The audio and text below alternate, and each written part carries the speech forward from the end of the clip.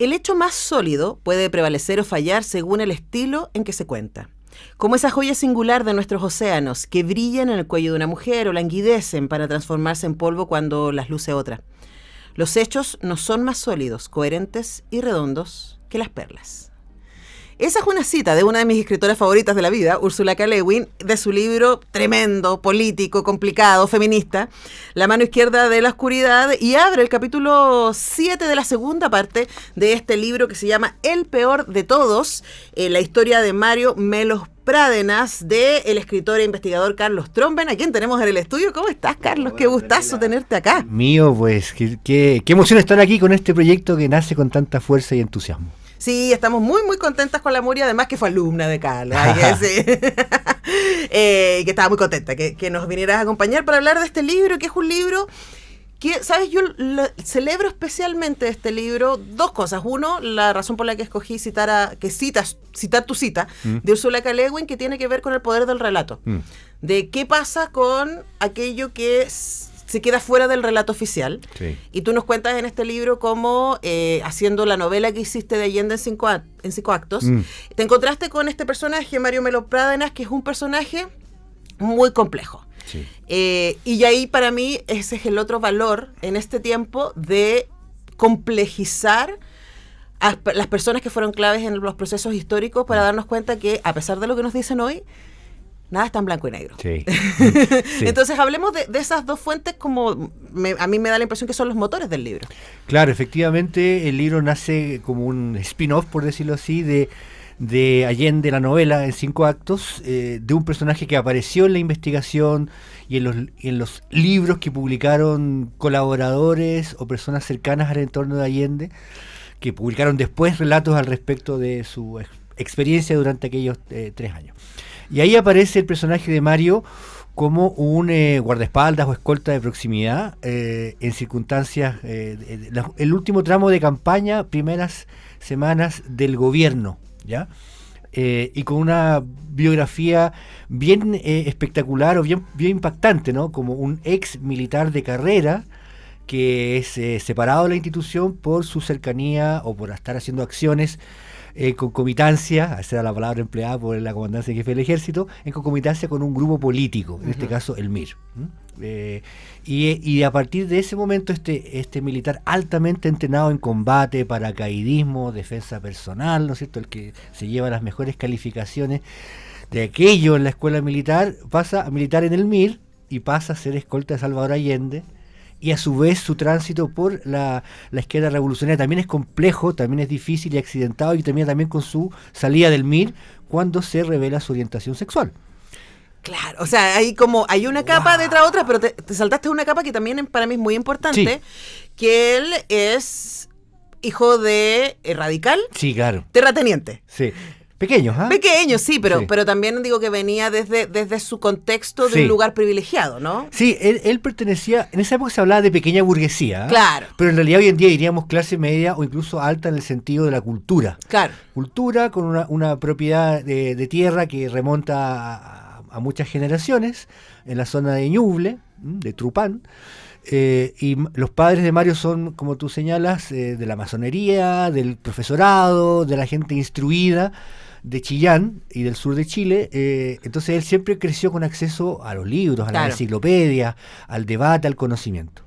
Claro, y eso va a hacer que este personaje sea tremendamente complejo, sí.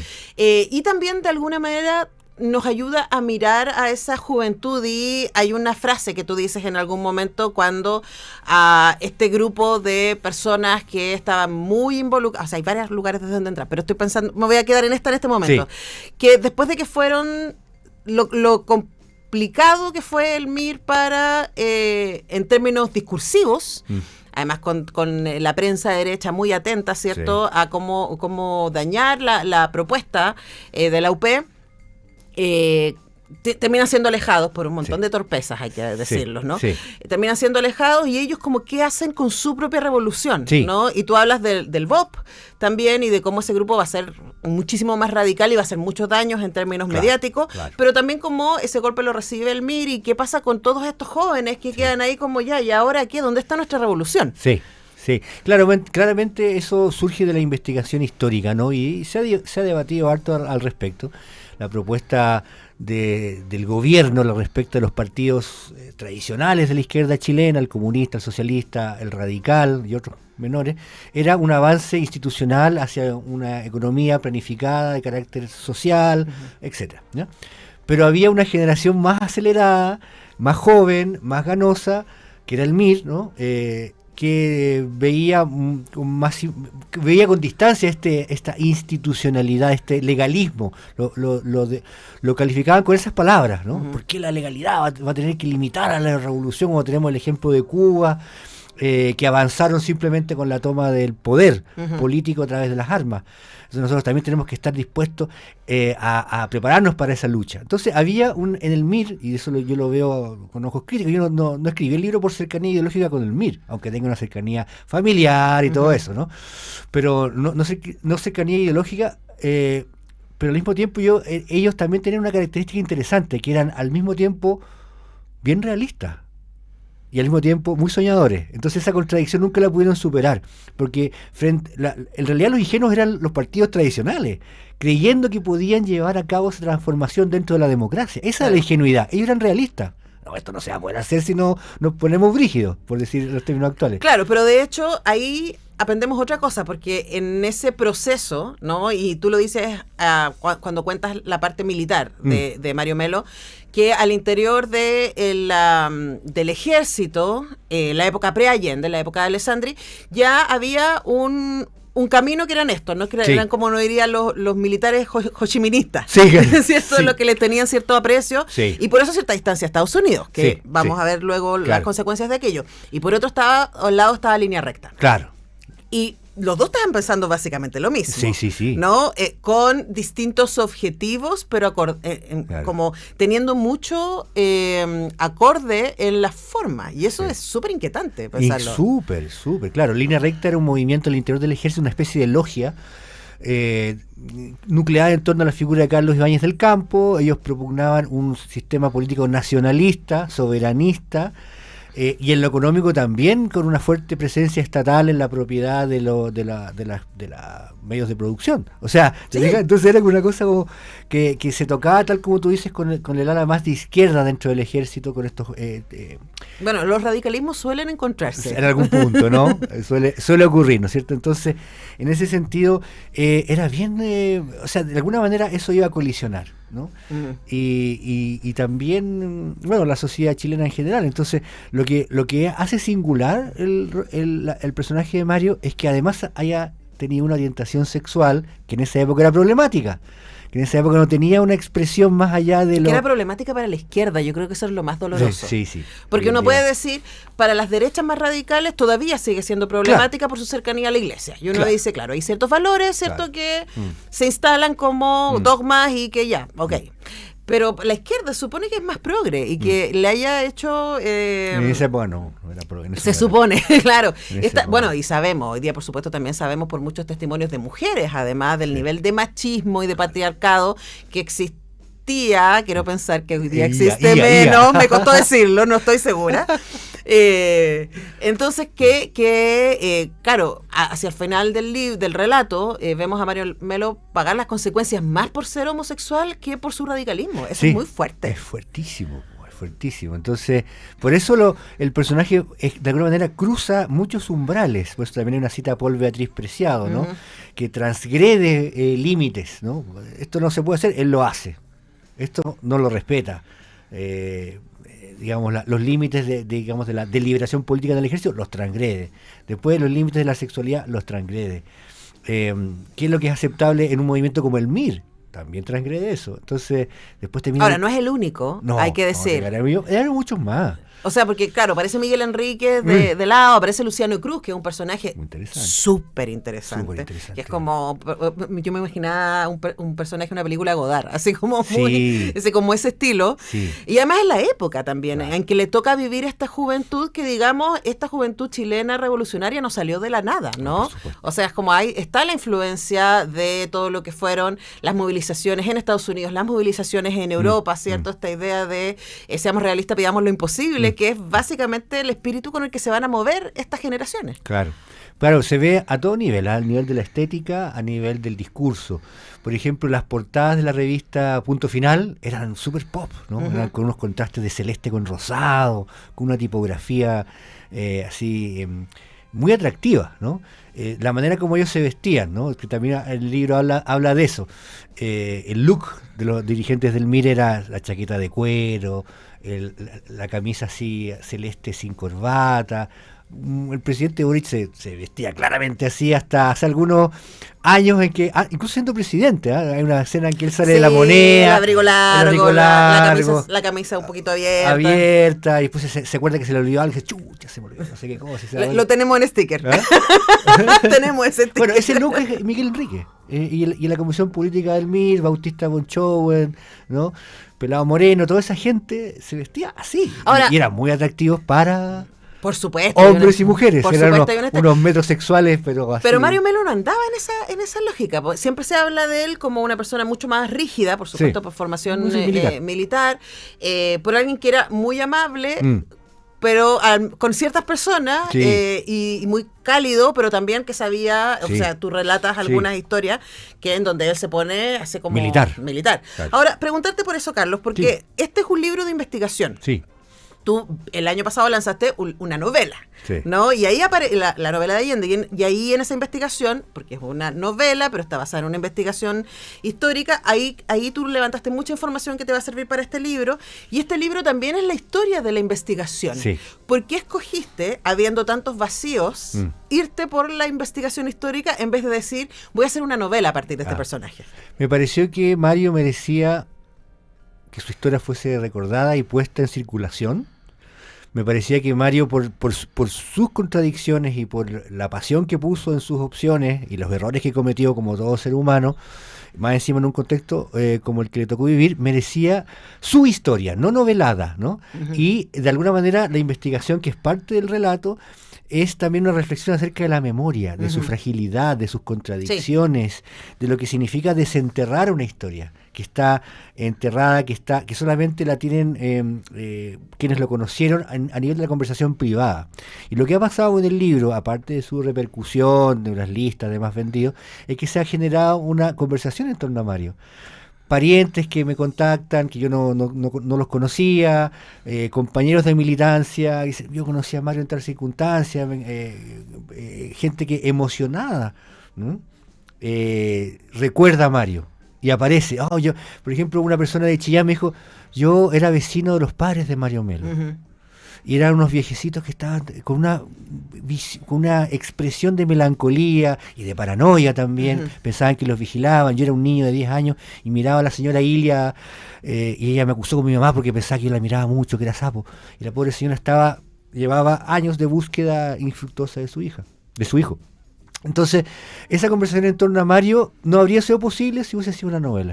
Pero también a mí me llama la atención, ¿no? Ahora puedo tener mi experiencia como lectora y tengo mi hipótesis de por qué sucede que este libro esté entre los más vendidos hoy día, siendo una historia, uno podría decir, claro, tan marginal, ¿no? Sí. Ahora, tú también dices en el libro que a veces los personajes secundarios son la puerta de entrada para la gran historia. Sí. No lo dices exactamente así, pero, es la idea, ¿no? Sí. Entonces uno puede, por lo menos a mí, que no tengo una relación directa con ninguno de estos movimientos, no tengo como vínculos familiares, como una ciudadana del Chile contemporáneo, me parece súper interesante ver cómo se movía el cotidiano de lo que fue el camino hacia la UP y el camino luego hacia la dictadura, ¿no? Sí. Cómo era el ir y venir, cómo habitaba el mundo estas personas. Sí, eso es bonito. Como una historia cultural. Es un poco eso, porque fíjate que, claro, de todo lo que fue de la investigación, hablar con la gente.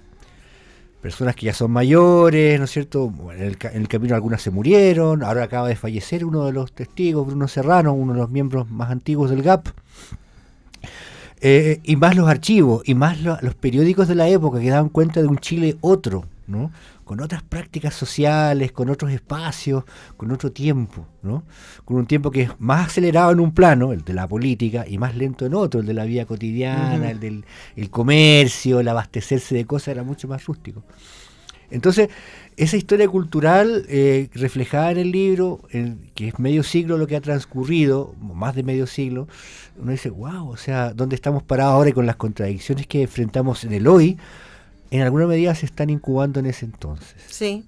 Y no han parado de incubarse cosas, ¿no? A mí me pasa, y quizás hacia allá quiero llevar, como cierro la entrevista, Carlos, y les recuerdo que hablamos con Carlos Tromben a propósito del peor de todos, que tengo también preguntas respecto, ¿por qué se llama así? Porque no era el peor de todos. No, depende cómo lo midieras, que fuera lo peor. Claro. La historia de Mario Melo Pradenas, pero estoy pensando un poco en lo que hemos visto estos días en los debates, ¿cierto? En estos momentos de campaña en donde realmente aparece lo peor de la política, ¿no? Y una de las cosas que se les pide constantemente a los candidatos es un nivel de consistencia, que a mí personalmente como ciudadana y como comunicadora me parece difícil en términos de que los seres humanos deberíamos movernos, deberíamos cambiar, deberíamos poner en cuestión constantemente por qué creemos lo que creemos y si eso que creemos es coherente con el mundo que habitamos hoy, ¿no? Por supuesto que no tiene valores y razones por las que sale de su cama en la mañana, ¿no? Pero metodologías y lógicas, uno debería por último ponérselas en cuestión.